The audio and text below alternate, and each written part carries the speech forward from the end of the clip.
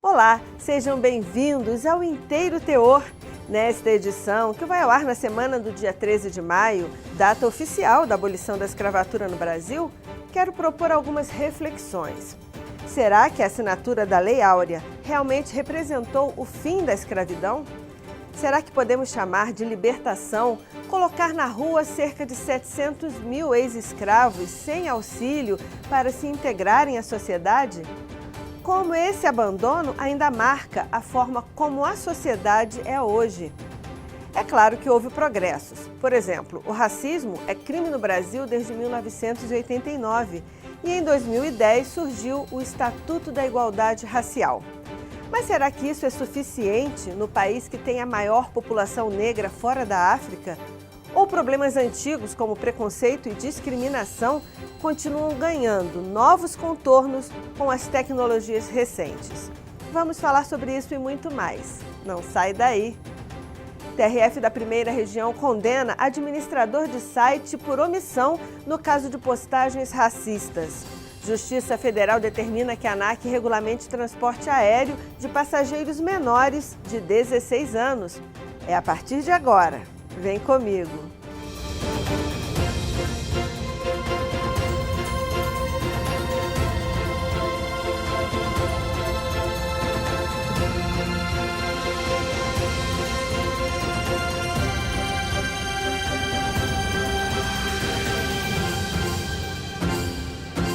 Ser vítima de injúria racial ou mesmo de racismo é sem dúvida algo muito doloroso. E se a ofensa é praticada pela internet, a sensação de impotência é agravada pela sensação de impunidade.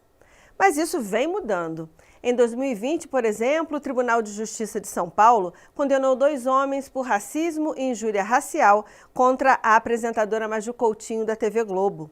Um sinal de que a internet não é mais um oceano de impunidade por onde navegam racistas e outros criminosos virtuais, mesmo os que se escondem atrás de nicknames e de perfis fakes. Confira na reportagem de William Nascimento como o Judiciário tem lidado com as ações e omissões nesse tema que chega à Justiça Federal.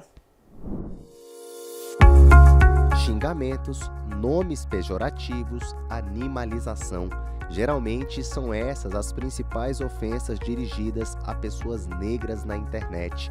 Uma prática que preocupa, afinal, todo discurso ou insulto dessa natureza comprova que, apesar das campanhas educativas e ações afirmativas, o racismo atravessa o tempo como uma triste realidade brasileira, inclusive na internet.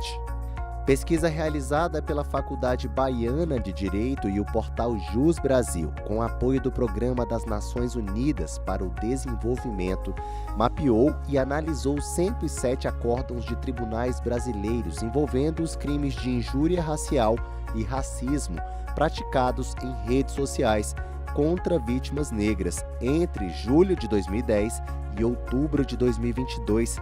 A conclusão é que a impunidade não é mais a regra.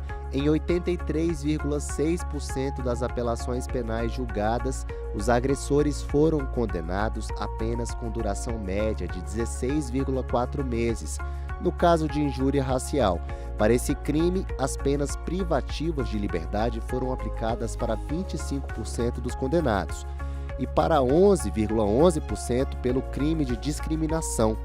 Entre os agressores, 55,56% eram do gênero masculino, 40,74% do gênero feminino e 3,7% de gênero não identificado. Com relação às vítimas, 60% são mulheres, 18,29% homens e 23,17% não têm gênero identificado. As formas de agressão mais comuns foram a nominação pejorativa e a animalização. Ainda segundo a pesquisa, o principal tipo de prova nos casos de condenação são os prints. ou capturas de tela, seguido por boletins de ocorrência e depoimentos de testemunhas. Por isso, ao se deparar com uma publicação de cunho racista na web, faça o print, depois denuncie na própria plataforma. A depender do porte, algumas delas dispõem de canais específicos para acolher e tratar esse tipo de ilegalidade. Os especialistas indicam ainda que seja formalizada uma denúncia nas delegacias de polícia, bem como junto ao Ministério Público. E para denunciar, é bom saber a diferença. Injúria racial consiste em ofender a honra de alguém por meio de referências à raça, cor, etnia, religião ou origem. Já o crime de racismo atinge toda uma coletividade de pessoas, discriminando toda uma raça. O crime de racismo é considerado imprescritível e inafiançável, e a pena pode variar entre 2 e 5 anos. Até janeiro de 2023, a injúria racial tinha penas mais brandas, mas a Lei 14.532 equiparou os crimes de injúria racial e racismo.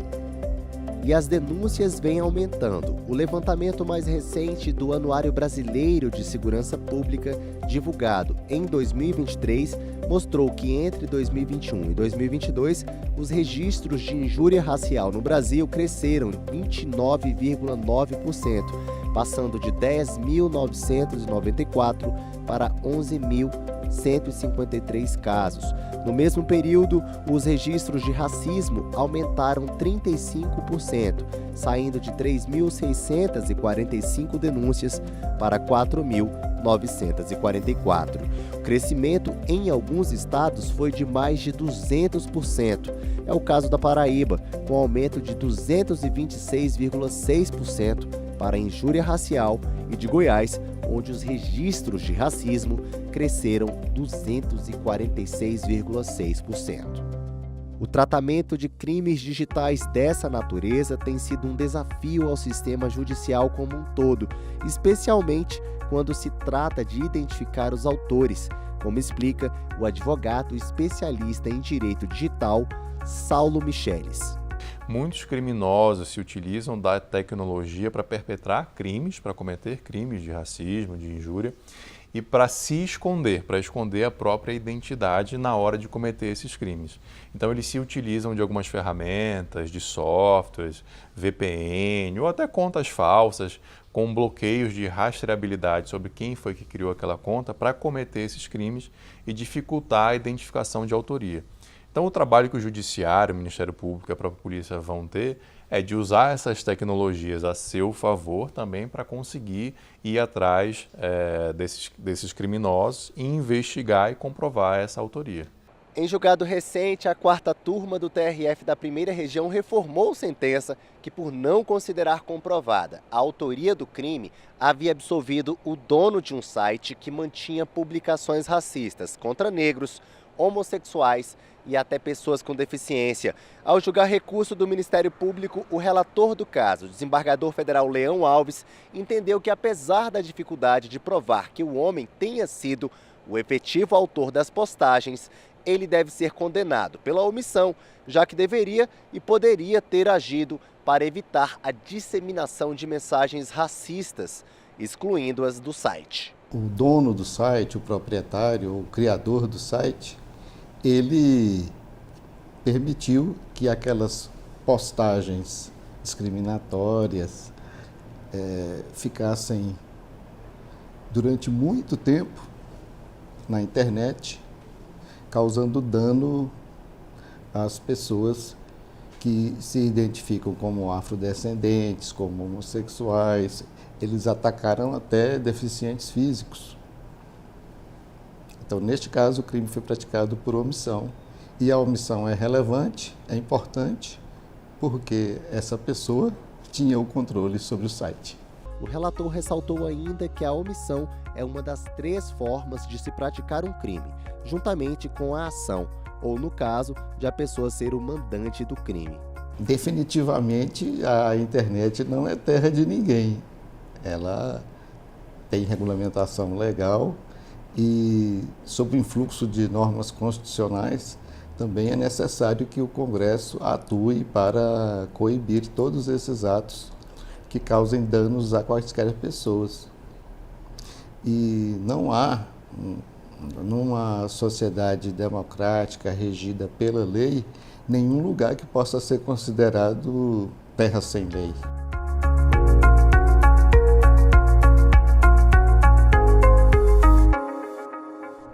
Acabamos de comemorar o Dia das Mães e quem é mãe como eu sabe que nada é mais importante do que a segurança e o bem-estar dos filhos. E quando eles são menores de idade, essa atenção é redobrada. E não se trata apenas de uma preocupação dos pais. O direito dos menores à proteção integral está previsto na Lei 8.069 de 1990, também conhecida como Estatuto da Criança e do Adolescente, o ECA. E foi com foco nesse direito que o TRF da Primeira Região determinou que a ANAC regulamente o transporte aéreo de passageiros menores de 16 anos.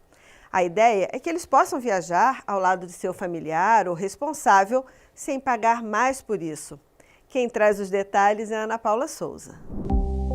Tenho 2 filhos, um de 10 e um de 12. Eu sempre pago o assento, a mais, por conta da segurança dos meus filhos. Eu sempre quero eles próximos, até para levar ao banheiro. Se acontece alguma coisa, a máscara, tem que colocar máscara. Primeiro eu tenho que colocar máscara em mim para depois colocar neles. Eles precisam, para a segurança deles, eles precisam estar próximos de mim, do meu lado, com certeza. A segurança dos filhos em viagens de avião é uma das prioridades da fisioterapeuta Karen, que paga para escolher os assentos dos filhos perto dela, pois já teve problemas com isso quando deixou por conta da companhia aérea. Eu já pago para não ter problema. Já aconteceu uma vez, realmente de eu não pagar, eu esperar escolher, eles escolherem. Quando chegou dentro do avião, aí eu solicitei, olha, por favor, eu não quero que a minha filha fique longe de mim, eu queria os 2 ao meu lado.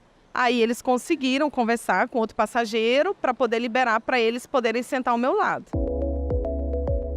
O direito dos menores à proteção integral é o principal aspecto tratado na Lei 8.069 de 1990, também conhecida como Estatuto da Criança e do Adolescente, o ECA. Para a advogada Giovana Coré, a preocupação com o tema, observada também em outras normas, está relacionada com a incapacidade dos menores de se defenderem em situações de risco. Por que o menor tem que estar acompanhado? Quem vai ser responsabilizado se ele estiver desconfortável no voo? Se ele não colocar o cinto e acabar se machucando? Se alguém ao lado dele estiver vendo algum conteúdo impróprio, quem vai ser o responsável? Eu ou o adulto que está ao lado dele, que não tem nenhuma responsabilidade propriamente?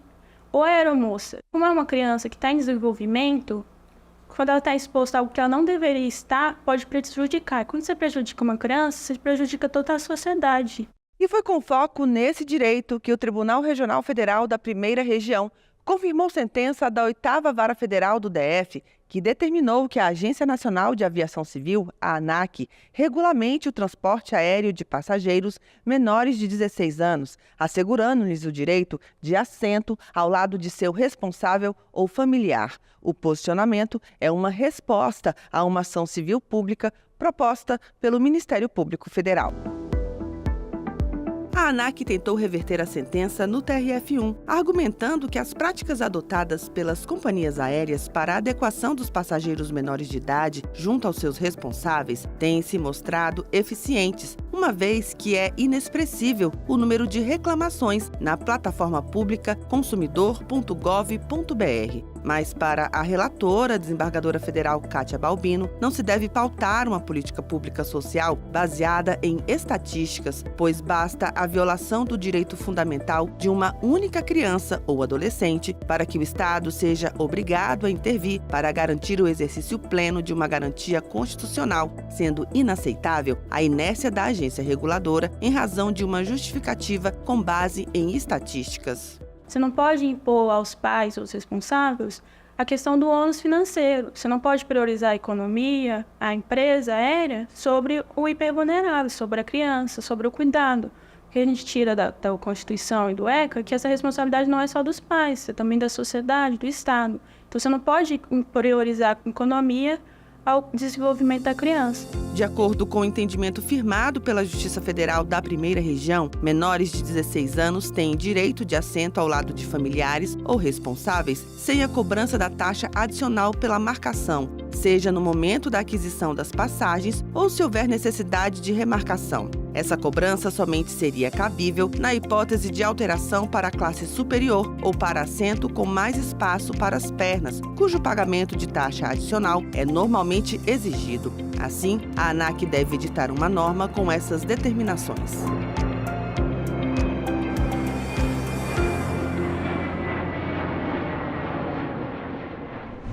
Encerramos aqui o Inteiro Teor, o programa produzido pela Assessoria de Comunicação do TRF da Primeira Região. Mas você pode continuar acompanhando decisões do TRF1 no nosso portal e nas nossas redes sociais. E eu te encontro na semana que vem. Tchau!